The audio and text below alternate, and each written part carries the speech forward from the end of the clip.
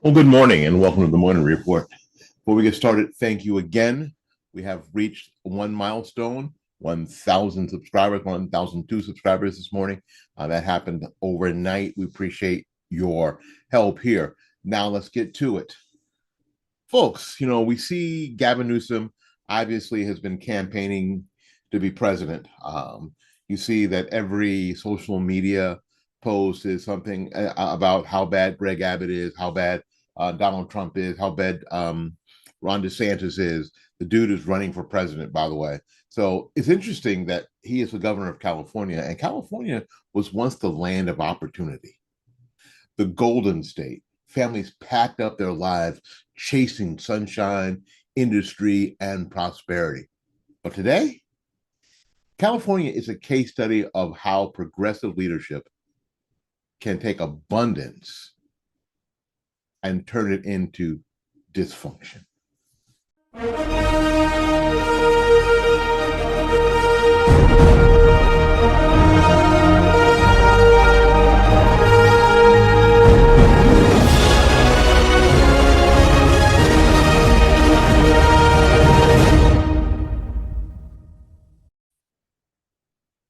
California now holds the title for being the highest unemployment rate in the nation, 5.5% in a booming national economy.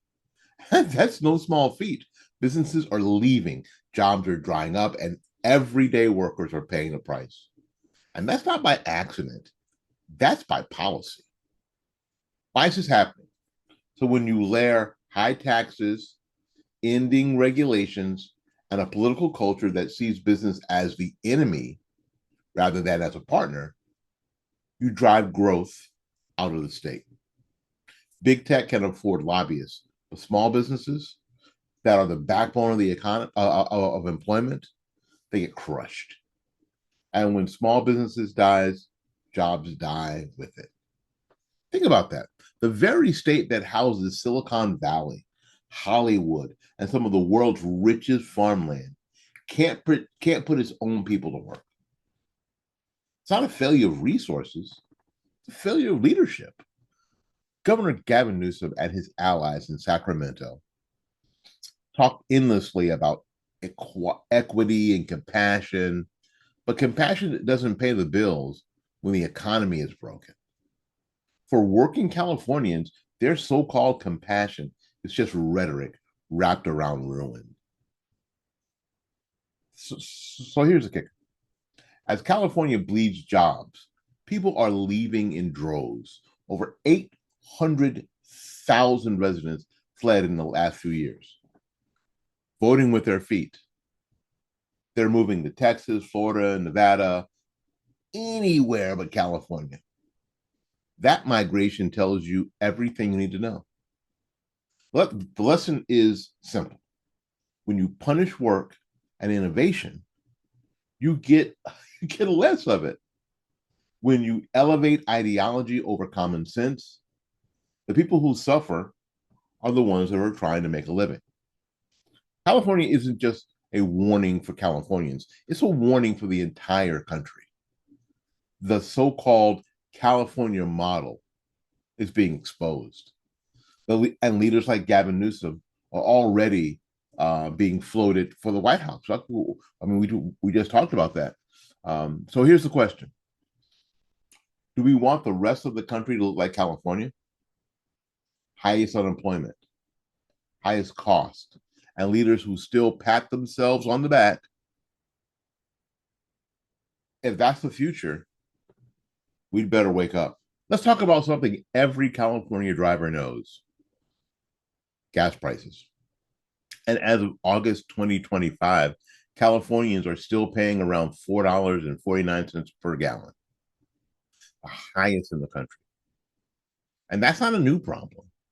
Year after year, California drivers are forced to budget more just to get to work. Why? Two words: government policy. California has the strictest environmental regulations on fuel in the country. They require a special blend of gasoline unique to California.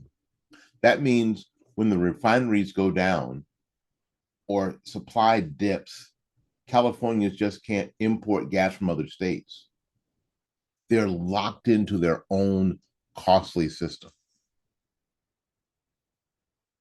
And on some of the highest state gas taxes in America, you add that to it, which is over 50 cents a gallon, you've got a recipe for permanent pain at the pump. It's not global oil prices alone, it's Sacramento decision making. But here's something else.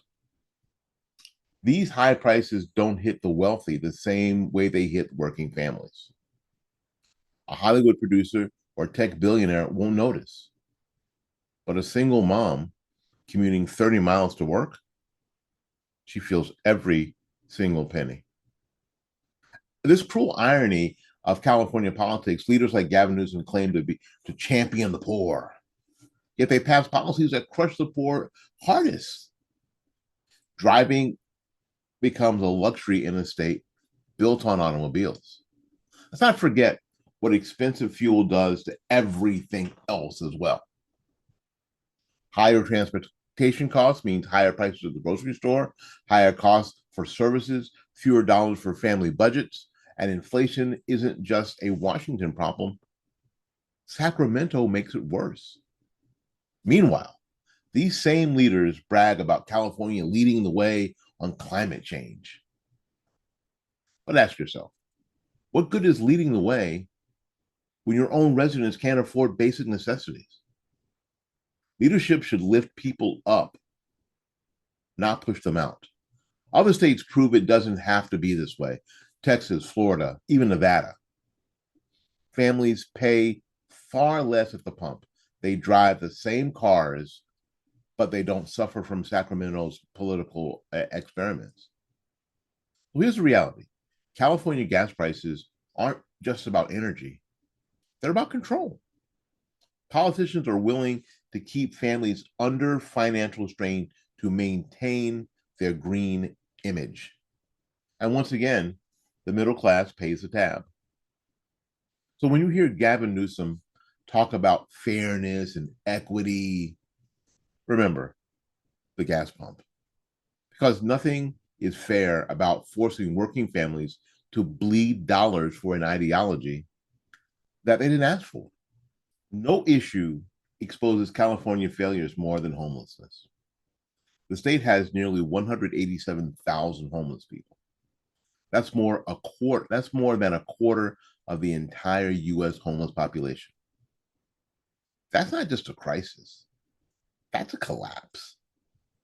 The streets of San Francisco, Los Angeles, and San Diego tell the story. Tents, needles, open air drug markets, families step over bodies on sidewalks, businesses close because customers won't walk past the encampments. Tourists avoid once iconic areas. This isn't compassion, it's chaos. So, how did it get this bad?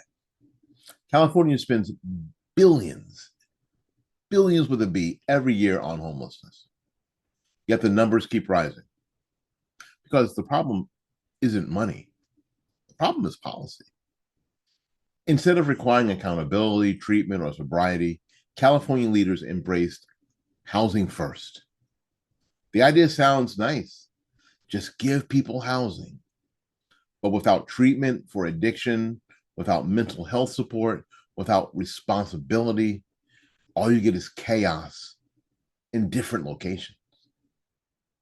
Add that to the permissive drug policies, weak law enforcement, and endless red tape for building affordable housing, and you've built a machine that manufactures homelessness faster than it solves it. So what's the result? Communities in despair. Children growing up surrounded by misery, and working families fleeing to safer, cleaner states. And here's the thing, it didn't have to be like that. States that combine compassion with accountability, treatment programs, strict anti-camping laws, and streamlining housing developments see better results. But California refuses because apparently ideology trumps reality. Governor Gavin Newsom promised to end homelessness when he was mayor of San Francisco. Then again, then again as lieutenant governor. Then again as governor. Each time the numbers rose, promises pile up, and the results do not. The real victims are not just the homeless themselves, but the communities trapped in this failed experiment. And until California admits that enabling dysfunction is not compassion, the crisis will continue to grow. America, pay attention, because the same failed ideas are being proposed nationwide. So if we don't learn from California's collapse, we will repeat it. California isn't just suffering at the pump or on the streets. It's also bleeding financially. As of August 2025, the state faces a $12 billion budget deficit, the largest in the nation. It was interesting that I saw a tweet. I guess we could still call them tweets, even on X. How California is the fourth largest economy in the world. Yeah, but you have but he didn't mention in this tweet that they have a $12 billion budget deficit. So again, how does this happen with the state with so much wealth? Because California also has the highest state income tax in America, 13.3%. They pay more, yet they spend themselves into debt. It really is a vicious cycle, and it always is. High taxes drive out businesses and families. That shrinks the tax base. So Sacramento raises taxes more, and still the deficit grows. That's called the California trap. Meanwhile, wealthy residents can move to Texas or Florida overnight. They keep their money and avoid the squeeze. But middle-class families are stuck footing the bill. It's Robin Hood in reverse. Rob the workers to subsidize the politicians' pet projects. And where does the money go? Billions poured into climate initiatives, high-speed rail that never arrives, and bloated bureaucracies. But when it comes to fixing roads and schools and public safety, the state always needs more. The numbers don't lie. California is proof that high taxes don't guarantee prosperity. You can't borrow your way into prosperity, neither can you tax your way into prosperity. They guarantee flight. What it does is guarantee flight, dysfunction, and deficits. Governor Gavin Newsom calls this bold leadership. I call it reckless negligence. He governs like the money will never run out. But for working families, it already has. So here's the national lesson. California is a test case for progressive economics. And the results are in. If you tax more, if you spend more, if you regulate more, and enable more dysfunction, you don't get equity, equality, prosperity, or fairness. What you get is collapse. And if leaders like Gavin Newsom are serious about taking this model nationwide, then America needs to decide right now, do we want the California nightmare exported coast to coast? Because this isn't about California anymore. It's about the country's future. And the choice is clear. Thanks for watching. Thank you again for getting us to 1,000 subscribers. We appreciate that. And now our next goal will be 4,000 hours watched in the next 12 months. Hopefully we can do it in the next 6 months. So we're going to do a lot more long form. We've been doing a lot of shorts. We're going to do a lot more long form. Please help us by sharing, by liking, by commenting. That lets YouTube think that we're important, or at least necessary. We appreciate you. Anyway, until we see you again, go out there and learn something, love somebody, and for goodness sakes, y'all take care of yourself. We'll see you when we see you. Bye bye now.